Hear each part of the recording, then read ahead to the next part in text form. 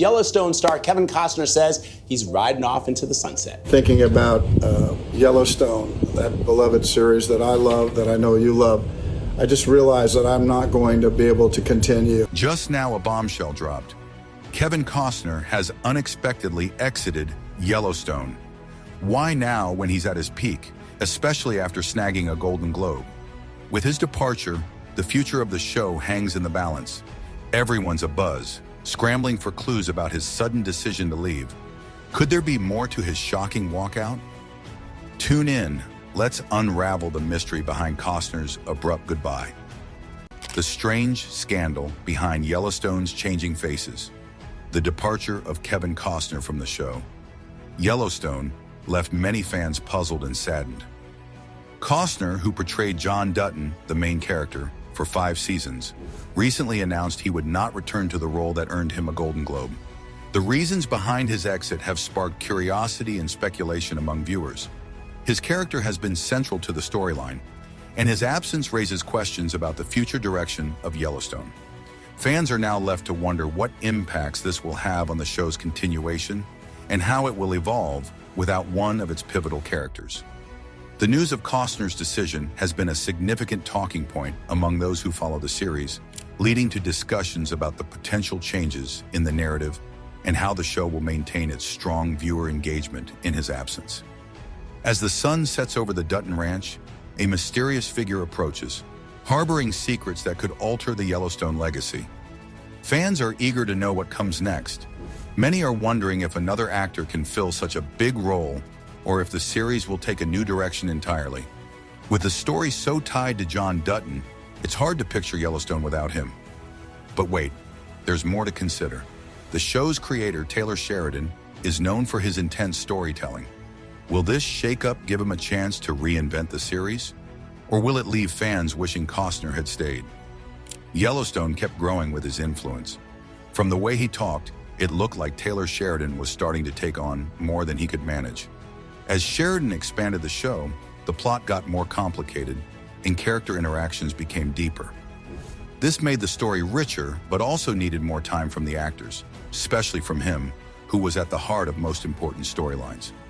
This growth began to conflict with his other goals, particularly his passion project, Horizon, a Western saga he had been dreaming of directing for years. Even though Horizon was a personal project, it's worth noting that actors, like everyone else, try to find a balance in their work. Sometimes they're working on 2 or 3 projects at the same time, depending on what they can handle. Naturally, giving more time to one project can cause friction and disagreements. That started to happen on the Yellowstone set. As the series moved forward, scheduling issues started popping up. He wanted to spend fewer days on set, hoping to focus more on Horizon. This caused some tension with the production team. Taylor Sheridan, who was very serious about keeping the show's quality and depth, got frustrated with his limited availability. The show's storyline required a lot of screen time from John Dutton, his character.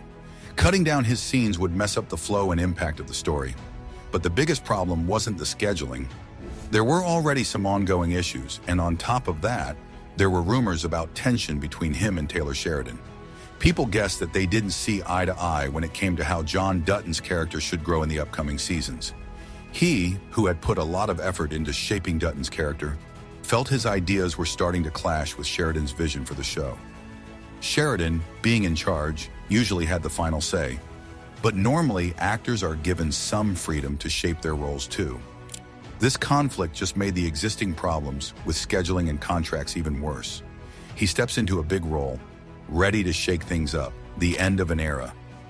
He was stepping into the director's role for the first time in over 30 years, and he wasn't planning to do it quietly. Yellowstone, a high-energy show, was being led by a creator known for his unique style, which didn't always line up with his big ambitions for the series. As a result, talks about his continued involvement got heated. Some reports mentioned that he wasn't willing to commit to the long filming schedules they had agreed on before, which were supposed to stretch over 7 seasons. This hesitation made it hard to fit him into the long-term plans of the show. But this wasn't the worst part. His hesitation changed everything. He talked about how deeply he cared for the project and what it meant to him, but in the end, he chose not to come back. Because of this, keeping him in the ongoing storylines became nearly impossible, and both sides agreed it was best to go separate ways. Sheridan and the rest of the team then started to plan out the rest of season 5, assuming it would be his last appearance. Still, they didn't reveal exactly how his exit would unfold at that time. It became clear that Yellowstone would continue without its main star. His decision to leave marked the end of the Yellowstone story with its 5th season. Even though the show is coming to a close, new spin-offs are being created to keep its legacy alive. Many fans had mixed feelings about the show ending without him, as they saw his character, John Dutton, as the heart of the series, representing loyalty, legacy, and survival. Because of this, a lot of viewers say they aren't as interested in watching without him. His departure led to a lot of talk about what would happen to his character, John Dutton. Some people wondered if his exit would be surprising or have a big twist. Despite all these questions, his portrayal of John Dutton has made a lasting mark on the show and the Western genre as a whole. His decision to focus on his new project, Horizon, shows a return to his roots. It's similar to his work on Dances with Wolves, which was his last time directing a movie. Dances with Wolves didn't just do well at the box office. It won him 2 Academy Awards, one for Best Director and another for Best Picture. Throughout his career, he's always shown a strong passion for Western stories, which is why this new project feels like a natural step for him. The Horizon saga is something deeply personal to him and a big project he's been wanting to take on for a long time. Winning at the Oscars felt like a dream come true for him, and amazingly, it happened with his very first film as a director. He didn't just win 1, but 2 Oscars for his work. His movie, Dances with Wolves, brought a fresh twist to the Western genre, catching the attention of a modern audience. Energized by this success, Costner was eager to take on a new directing challenge with a movie called Horizon. Horizon came from his deep interest in the history of America's frontier and the complex stories of the westward expansion. He saw the Horizon saga as a series of movies that would tell a big story about the early settlers moving across Western America. These settlers faced many hardships, chased their dreams, and often found themselves in tough conflicts with the native tribes. Set in the 1800s, the saga brings in many different characters and covers several decades, showing the major changes and events of the time. For Costner, Horizon wasn't just one movie, but an entire historical series that would unfold in several parts. Each part was meant to give a new view of the dramatic, sometimes violent transformation of the American West. Big plans for Horizon bring big challenges. A Western against the odds. The scale of Horizon was so huge that it needed a lot of careful planning, both in crafting its wide-reaching story and managing the practical needs of such a massive project. Because of this, Costner was even willing to reduce his role in the hit TV series Yellowstone. This showed just how dedicated he was to making Horizon a reality. Even with his strong track record and passion as a director and lead actor in successful westerns, Horizon ran into some big hurdles, especially when it came to getting enough funding and support. The sheer size of Costner's vision needed a lot of resources to bring it to life. Creating a multi-part Western series when superhero movies and popular franchises rule the box office wasn't easy. Film studios were hesitant to back a big project like this, thinking that a Western, even with a big name like Kevin Costner, might not attract today's viewers, who are used to the excitement of Marvel movies instead of historical stories. But when Kevin Costner's new movie, Horizon, premiered at the Cannes Film Festival, it received a lot of praise for its stunning visuals and epic scope. Costner showed he still knew how to direct, earning an 11-minute standing ovation. His style was appreciated for its slower pace, which let the story unfold naturally, much like the way history itself does. The performances, especially from the large cast, were also applauded, with Costner standing out in his dual role as both the director and the lead actor. At one emotional moment, Costner himself was brought to tears. This raised a bigger question. Could a Western really hold the interest of people who are more accustomed to quick thrills and spectacle? This concern was highlighted by the unexpected success of a historical film like Christopher Nolan's Oppenheimer, which surprised the film industry by earning nearly $1 billion. Even with doubts about the Western genre's relevance, Costner's strong commitment to his vision paid off at Cannes. But this wasn't the toughest challenge. The real test would come when the film was released to a larger audience. one that's grown to prefer faster-paced, high-energy films over slower stories that take time to explore history. Yet despite these concerns, Costner remains hopeful that his film will connect with audiences who appreciate a deeper story. But only time will tell if this slower style can hold its own in today's movie world. After all, not every viewer is willing to invest in a story that doesn't deliver quick action and constant excitement. Still, Costner's willingness to stick to his vision could set a new standard for the genre. But there's a lot at stake, and the future of big-budget westerns might depend on how Horizon performs. So is it a bold move or a risky gamble? That's a question that will soon be answered by the box office. The movie's unique style, which was supposed to grab people's attention, ended up drawing some negative feedback instead. Some thought the story dragged on too long and could have been shown in fewer parts. People started wondering if viewers would stay interested through so many episodes, especially since making the show cost a lot of money. Financially, the first part of Horizon didn't do well. It made only $29 million in the US and an even lower $3.6 million worldwide, against a budget of over $100 million. The movie didn't even make back a small part of what was spent on it. Setbacks don't stop the story from unfolding. The Costner big mess. Even though it wasn't a hit, the movie did gather a small group of fans, mostly those who like historical dramas and westerns. But the poor results at the box office led to doubts about whether future parts of the series would get enough interest or funding to keep going.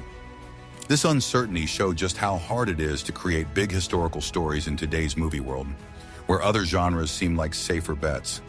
Still, the director, Costner, stayed committed to finishing the Horizon saga. To him, this project was more than just making money. He wanted to show the history and tough life of the Western frontier accurately, even if it meant facing financial setbacks. Costner's passion for the subject could be seen in every scene of the film, but this strong focus also caused some challenges. Balancing the story elements without losing the realistic details he wanted wasn't easy, but this wasn't the only challenge he faced. Kevin Costner's passion for bringing Western stories to life is clear in his project, Horizon. It combines his love for the genre with a fresh way of showing historical events. Although Horizon didn't become a huge hit like some of his other films, it still tells a bold and detailed story about key moments in American history. Costner's dedication is obvious. He kept pushing forward even when success wasn't guaranteed. He put in about $100 million and is determined to finish the trilogy. Horizon 2 was set to release, but it was later delayed, and filming has already started for Part 3. He's actively looking for more funds to complete his vision. While Costner tackles the hurdles of his passion project, the Yellowstone series continues to grow with new stories and spin-offs. These add more depth to the world of the American West.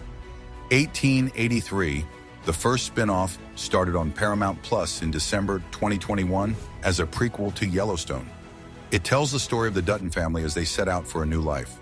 After that success, 1923 was released in December 2022, also on Paramount Plus. This one moves the story forward to the early 20th century, showing the struggles and changes of that time. These shows offer a rich mix of stories that capture the essence of Western life, tracing the ups and downs of the Dutton family and how they adapt to a changing world. Through each series, viewers can see the spirit and evolution of the American West. The Dutton family faces tough times during Prohibition, the struggles of the Great Depression, and the rise of organized crime.